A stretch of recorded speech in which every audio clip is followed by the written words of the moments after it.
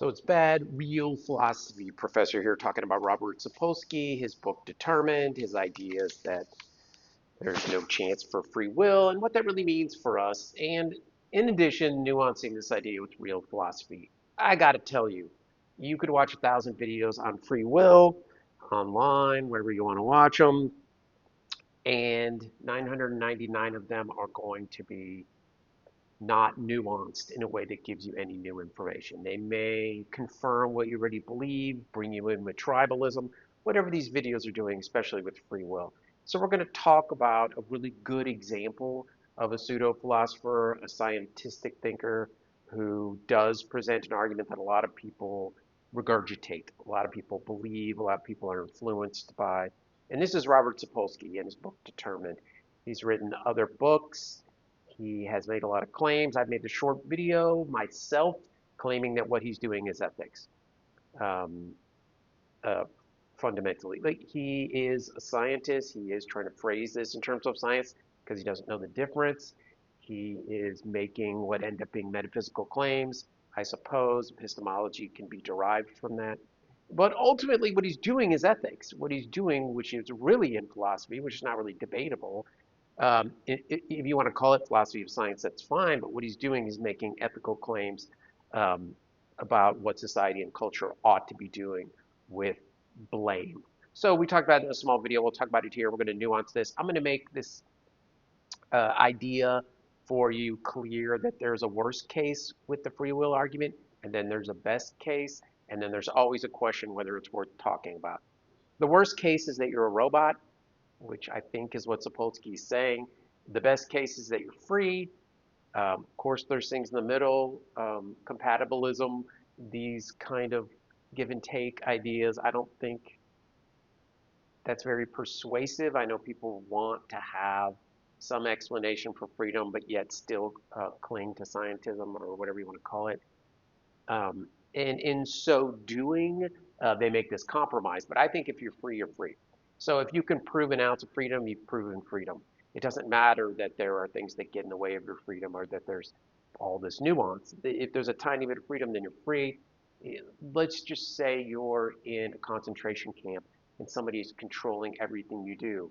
You still are free to not listen and to resist, even if that means that you pass away. That is your choice. That's a Camus argument. But I do think if you believe that that's possible, any of these articulations of the story, anyone telling you the story and then asking you if that presents free will or not, we'll have to admit that ultimately there's this end product where you can't just end it. And so that ending it, I think, for Camus was the ultimate freedom. I think existentialists um, really present this idea of freedom and in some ways take it for granted, but in some ways, if you are empathetic um, and like existentialism and all, you're going to have to admit the free will thing. So let's talk about my ideas of worst case, best case. Let's talk about whether it's even worth talking about.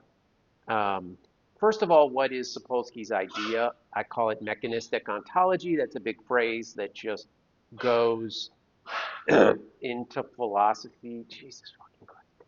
Goes to philosophy and talks about, um, goes into philosophy in a way that appeals to hypercritical thought. So mechanistic ontology for Sapolsky is the idea that you are merely a product of your environmental and biological environments. So that means the biology that you've created by existing and the environment that's been around you has created an inevitable, unbroken chain of activity that results in your choices. So your choices are not yours; they're this activity, these two environments.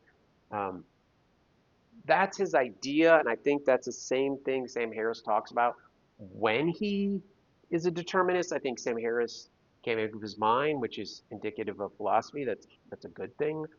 But when he's talking about the movie, pick your favorite movie story and the lack of free will based on the fact that you're science. He's a neuroscientist just like Sapolsky. Sapolsky, I could not find any philosophy training, which doesn't surprise me. Um, and we're going to talk about the consequences, which I think is more important than what we've already brought up of Sapolsky. But the mechanistic ontology, the idea that you're just science, that is the worst case. I don't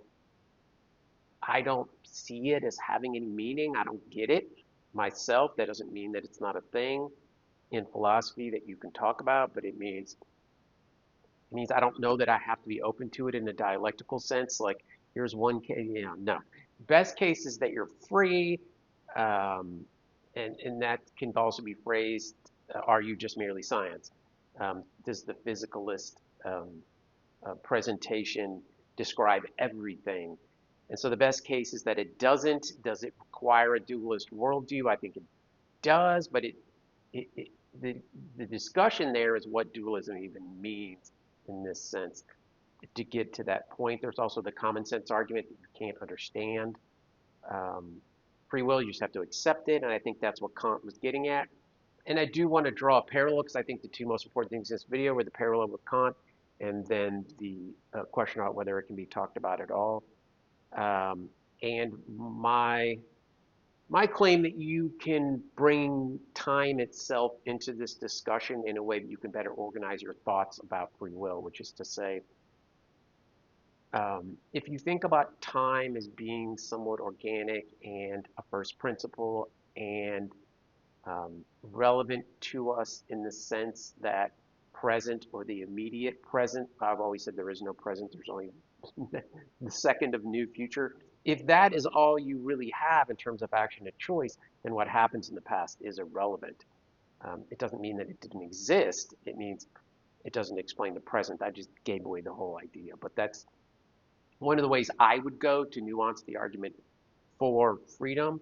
And I did want to talk about these other things. One of those being um, the common sense idea that it's automatic, the Thomas Reid idea about agency, but about common sense principles in general, that some of them can't be discussed any more fundamentally than they already are, which means they're built in, they're real, we admit them, which does lead to the Noam Chomsky case, which is that we all believe in free will and we all act on that belief.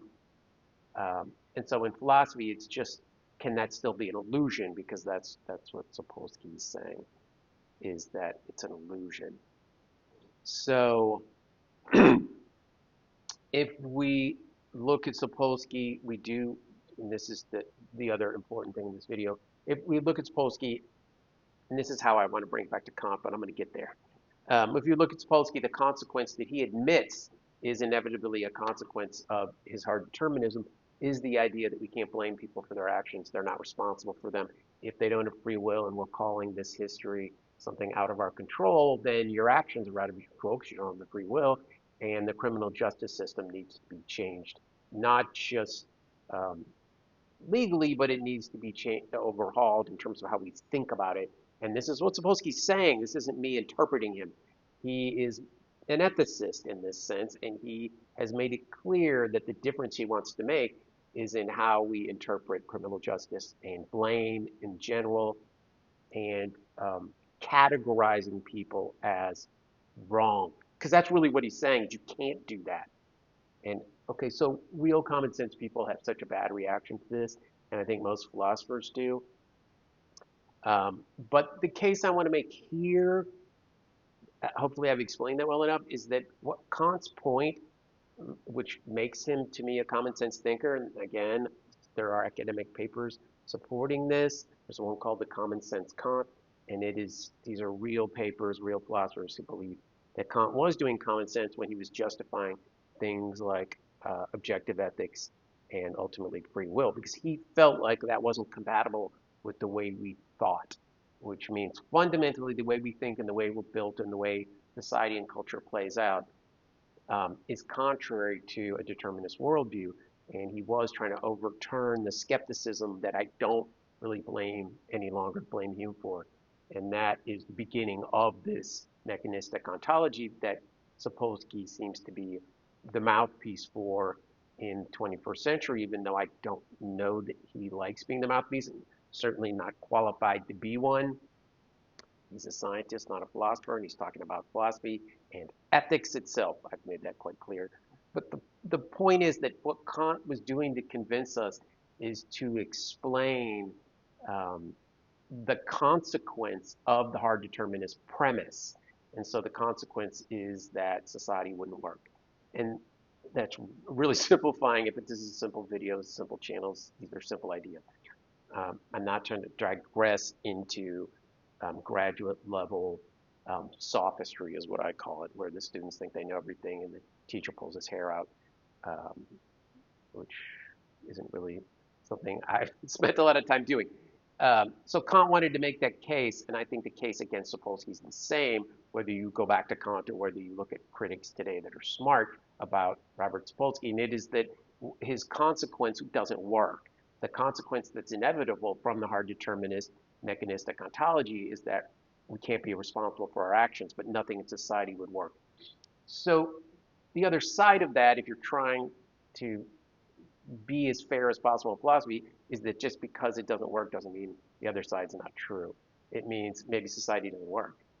Maybe his idea that you can't blame everyone, if it's true that there is some purely mechanistic explanation with nothing else added, and a singular monist worldview in terms of um, uh, ontology, what the nature of the being is just physical.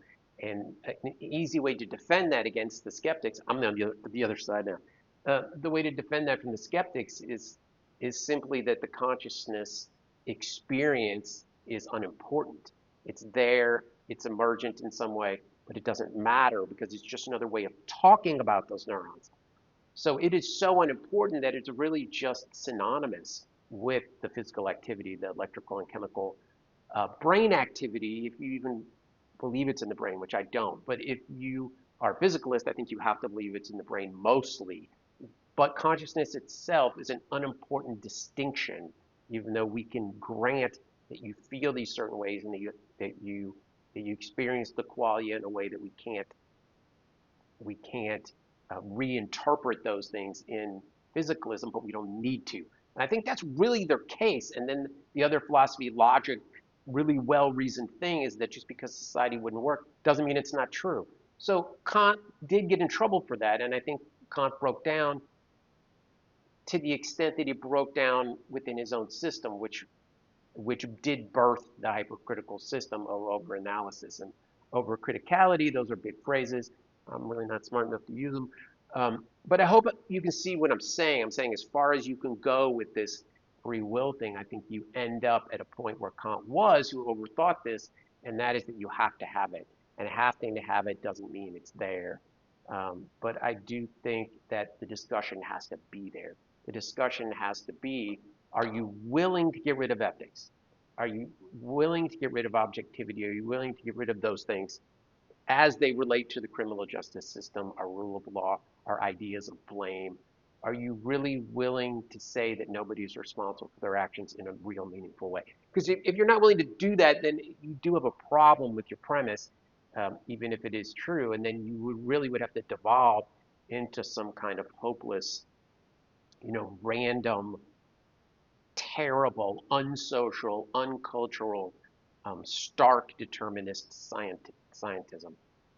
But if you want to keep defending that, I think that would be how you would do it.